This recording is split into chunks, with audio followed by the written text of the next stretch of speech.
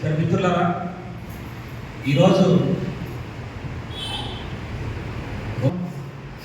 కార్మిక కర్షక ఉద్యోగ సమస్యల పరిష్కారం కోసం నిరంతరం కృషి చేసిన ఒక గొప్ప మేధావి ఈ దేశంలో ఈ నెల 12వ తేదీన అస్తమించడం జరిగింది.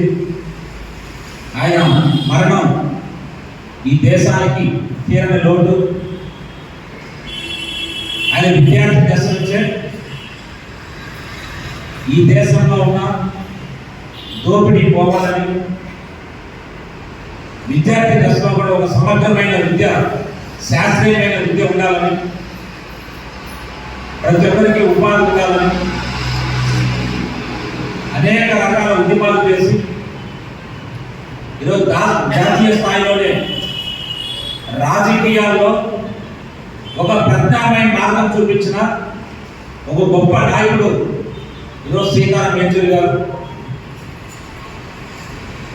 స్వాతంత్రం వచ్చిన సంవత్సరాలైనా ఇప్పటి వరకు ఈ దేశంలో పేదల కోసం ఫలానా విధానాలు ఉండాలి, ఈ దేశం అభివృద్ధి కోసం ఈ విధానాలు ఉండాలి చెప్పిన పరిస్థితి గతంలో మన డాక్టర్ బిఆర్ అంబేద్కర్ గారు రాజ్యాంగం రచించిన తర్వాత రోజు రోజుకి ఉన్న పరిస్థితులు, ఇప్పుడున్న పరిస్థితులు, అందువల్ల ఎప్పటికప్పుడు ఆ పరిస్థితులకు అనుగుణంగా ఈ దేశంలో ఫలానా సమస్యలు ఉండాలని, ఈ సమస్యలు పరిష్కారం కోసం మార్గం చూపి ఒక మచ్చలేని రాజకీయ నాయకుడిగా, ప్రజానాయకుడిగా ఈ దేశానికి దశ దిశ నిర్దేశించారు.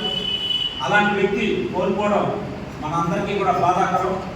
అందువల్లే రాజకీయాలకు అతీతంగా ఈరోజు దేశం మొత్తం, దేశంలోనే కాదు ప్రపంచం మొత్తం ఈరోజు యేచూరి గారి గురించి చాలా గొప్పగా మాట్లాడుతున్నారంటే ఆయన చేసిన కృషి, ఆయన అధ్యయనం ఇవన్నీ కూడా మనకు స్పష్టంగా కనిపిస్తాము. ఆయన చనిపోయిన తర్వాత మన దేశంలోనే కాదు ప్రపంచ దేశాలు ఉన్న కమ్యూనిస్టు దేశాలు, మేధావులు, అభ్యుదయవాదులు అందరూ కూడా వచ్చి నివాళులు అర్పించిన పరిస్థితి మనం చూసాం. ఇలాంటి పరిస్థితి గతంలో ఎప్పుడు చూద్దాం. వాస్తవంగా నాకు కూడా ఆయన క్లాసులు ఈయనే భాగ్యం కలిగింది. నేను కూడా ఎస్ఎంఐలో ఉన్నప్పుడు మాకు క్లాసులు చెప్పారు. నేను 7 times అంటే 7 సార్లు కలిసాను.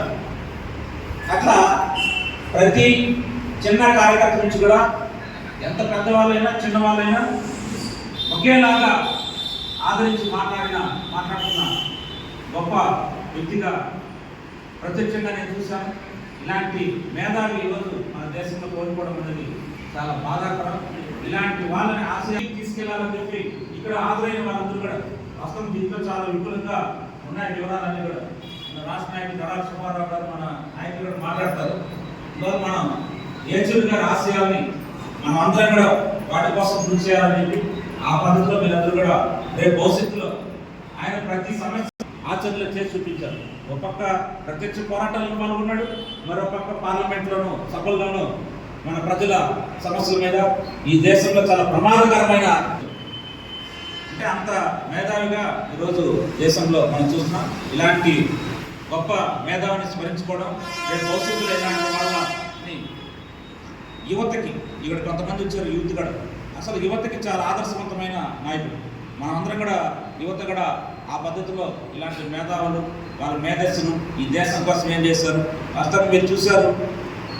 ఆయన చనిపోయిన తర్వాత కూడా ఆయన దేహం మొత్తం ఆసుపత్రికి ఇచ్చిన పరిస్థితులు, వైద్య విద్యార్థులందరూ కూడా ప్రయోగాలు చేసుకోవడానికి శరీరాన్ని కూడా ప్రజల కోసం ఇచ్చాడు. బతుకున్నప్పుడే కాకుండా చనిపోయిన తర్వాత కూడా ప్రజల కోసం ఇచ్చానని చెప్పిన ఆచరణలు చేసి చూపించిన వ్యక్తి. అలాంటి వ్యక్తిని రేపు భవిష్యత్తులో మనం అలాంటి ఆయన ఆశయాలను మనందరం కూడా ముందుకు తీసుకెళ్లాలని చెప్పి ఆ పద్ధతిలో మీరందరూ కూడా ఉంటారని కోరుకుంటూ, ఇప్పుడు మన సిపిఐ సీనియర్